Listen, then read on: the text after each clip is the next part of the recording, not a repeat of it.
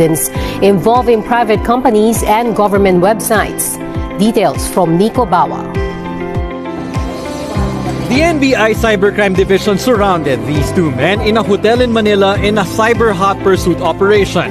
A popular medical clinic complained that their website was hacked, which the NBI traced. PNP Anti-Cybercrime Unit and ScamWatch Philippines provide crucial tips and reminders on how to avoid falling victim to scams. With of course the guidance of the PNP chief na talagang ibababa, magkakameron ng dalawang at least cybercrime desk sa bawat police stations or local stations. Meaning to say, pagdating sa mga police stations, meron talagang assigned who would be catering to cyber.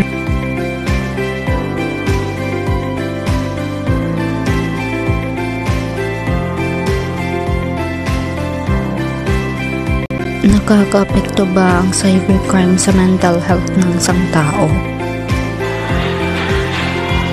Oo.